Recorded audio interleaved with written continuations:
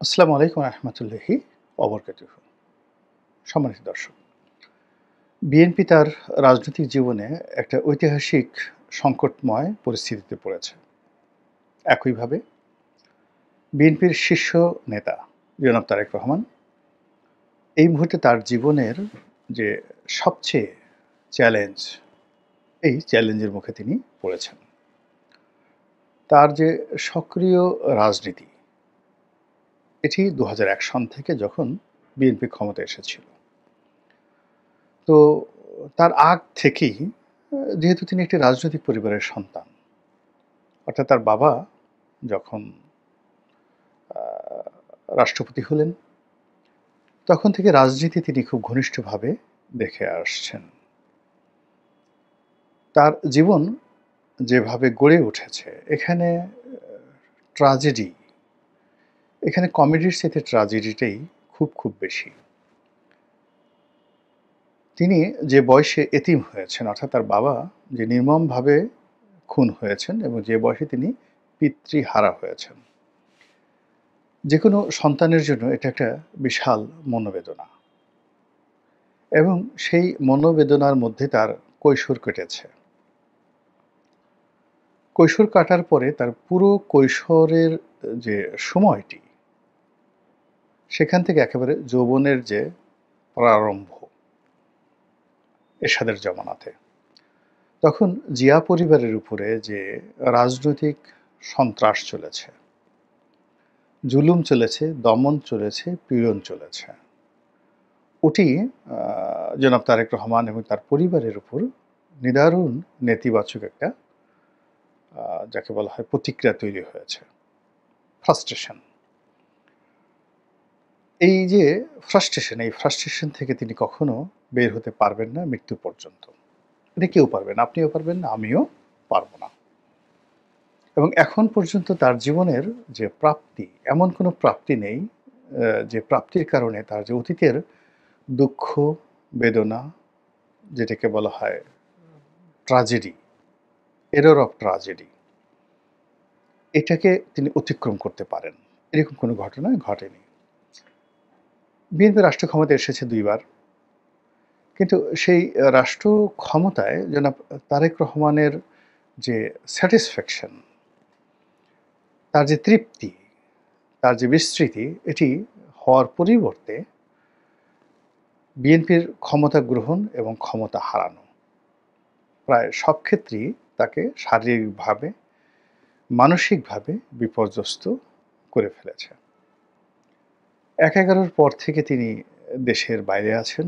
আর ২০০১ থেকে ২০০৬ পর্যন্ত তিনি বাংলাদেশে ছিলেন। তাকে নিয়ে যে প্রচার, প্রোপাগান্ডা, অপপ্রচার, গল্প, গুজব এবং তার নাম উচ্চারণ করে যে সকল কথাবার্তা বাংলাদেশে রীতিমতো মডিউল হয়ে গেছে। অনেকগুলো বদনাম, অনেকগুলো ট্যাগ, এগুলো বাংলাদেশ উচ্চারণ করার সঙ্গে চোখের নিমেষে তারেক রহমান সাহেবের নাম ভেসে আসে। এখন এই বিষয়গুলো উনার জন্য আ এতটা দুঃখের, এতটা বেদনার, এর কারণ হলো উনি এবং উনার যারা লোকজন মনে করেন যে ট্যাগগুলো দেয়া হয়েছে সেই ট্যাগের জন্য তিনি দায়ী নন। যেমন হাওয়া ভবন।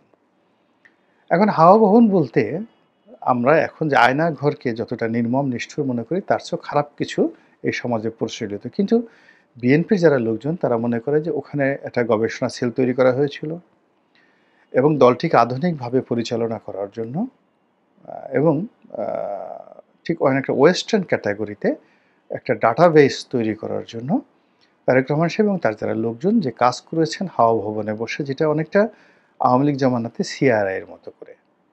সিআরআই যেটা আওয়ামী লীগ করেছে, যেটা তাদের গবেষণা ছিল, সেই গবেষণা সেলের মতো করে হাওয়া ভবন তৈরি করা হয়েছিল। এটা বিএনপির লোকজন মনে করে। আর যারা বিএনপি বিরোধী তারা প্রচার করেছে হাওয়া ভবন হলো একটা টর্চার সেল। ওখানে বন্দী করা হতো, ওখানে আটকে রাখা হতো, ওখানে চাঁদা আদায় করা হতো, ওখানে মারধর করা হতো, ওখানে যত সব দুনিয়ার মন্দ কাজ আছে সব সেখানে করা হতো। আর কিছু বললাম না। ফলে ওই ট্যাগটি যখনই হাওয়া ভবন আসে তখন তার একটা মনোবেদনা তৈরি হয়ে যায়। তার আমলে যে এখন তাকে বলা হচ্ছে মিস্টার 10%। আমাদের পাক ভারত উপমহাদেশে দুইজন লোককে মিস্টার 10% বলা হয়। বাংলাদেশে হাওয়া ভবনের এই জনাব তারেক রহমান সাহেবকে, আর একজন হলো পাকিস্তানের আসিফ আলী জারদারিকে, যারা জনাব তারেক রহমানের ঘনিষ্ঠজন। তারা বিশ্বাস করেন যে তারেক রহমান সাহেব এই সকল চাঁদাবাজির সঙ্গে একদম জড়িত নন। তিনি খুবই দীনহীন জীবনযাপন করেন। তার যে পোশাক আশাক খুবই যাকে বলে সাধারণ, হাতে যে ঘড়ি পরেন এটা রোলেক্সের কোনো ঘড়ি নয়। এক একটা ঘড়ি 20 লাখ 50 লাখ, ওবায়দুল কাদের এরকম 50 লাখ টাকা দামের নাকি কয়েক ডজন ঘড়ি ছিল রোলেক্সের, উপহার দিয়েছে। তো তারেক রহমান সাহেবের পরনে হাতে কখনো এরকম রোলেক্স, প্যাটেক ফিলিপ এই ধরনের কোনো দামি ঘড়ি দেখা যায়নি, এবং তিনি যে ঘড়িগুলো পরেন এগুলো খুবই কম দামের।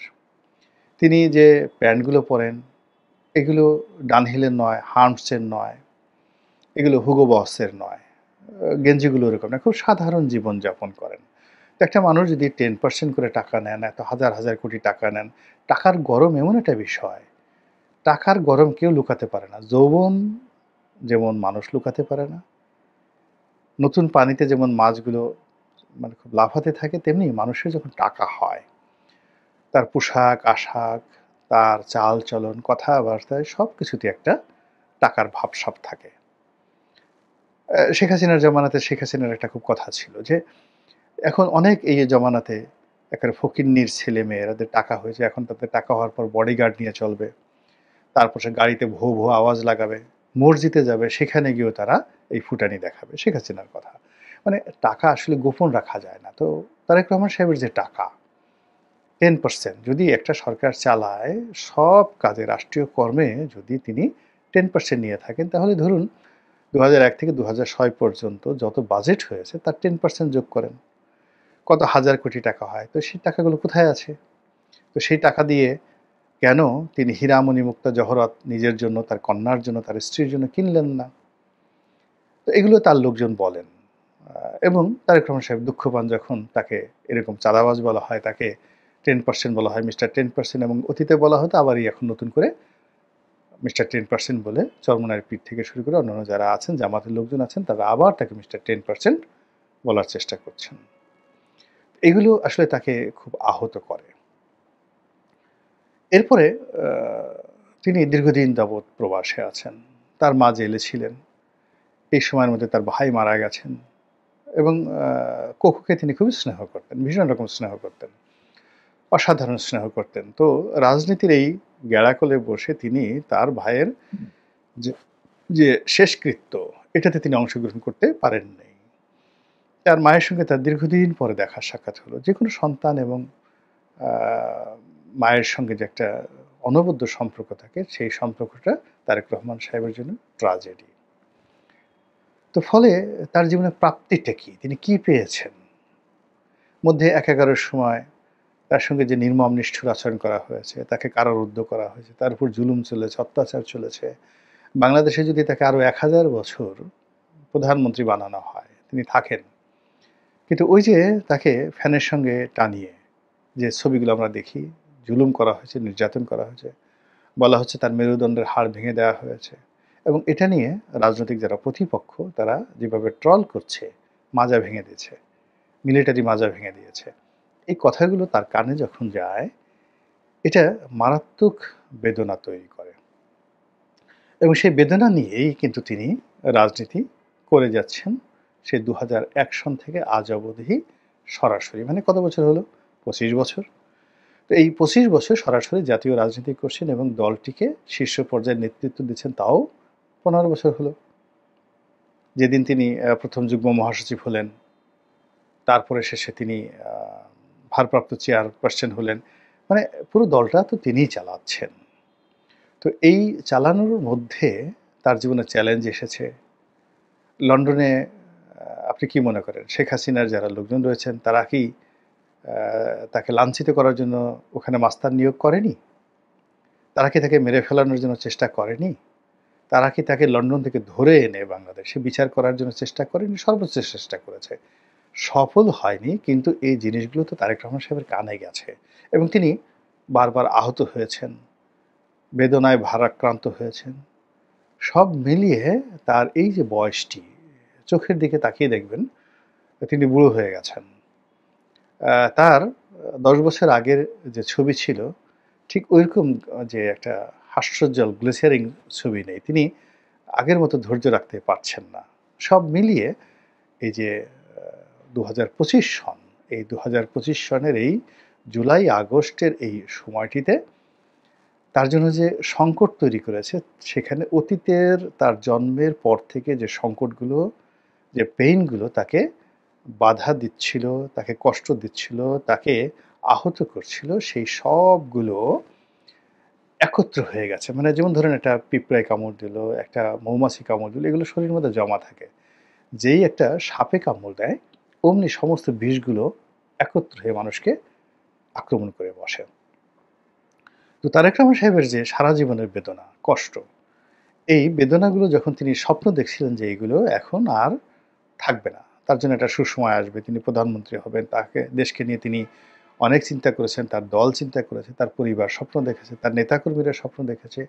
সেই স্বপ্নের মূলে জুলাই মাসে এসে যে কুঠারাঘাত হলো, এটা জাস্ট একটা গোখরা সাপ একটা মানুষকে দংশন করলে যেভাবে শরীরের সমস্ত বিষগুলো একত্র হয়ে যায়, তার সারা জীবনের বেদনাগুলো এখন একত্র করে ফেলেছে এই আগস্ট মাসে। তাকে নিয়ে যে অপপ্রচার হচ্ছে কিংবা প্রচার হচ্ছে, তাকে যেভাবে দায়ী করা হচ্ছে, তাকে যেভাবে আক্রমণ করা হচ্ছে, তাকে যেভাবে বেইজ্জতি করা হচ্ছে, এবং এগুলোর বিপরীতে তার দলের লোকজন আবার তাকে সাপোর্ট করে যে সকল কথাবার্তা বলছে, ওতে আরও মানে বেদনা বেড়ে যাচ্ছে। যেমন ধরুন, আপনাকে একজন একটা থাপ্পড় মারলো, তো থাপ্পড় মারার পর আপনার গাল একদম লাল টকটকে হয়ে গেল, আপনি বেদনায় কাতরাচ্ছেন। আপনার একজন আপনজন, ধরুন খুব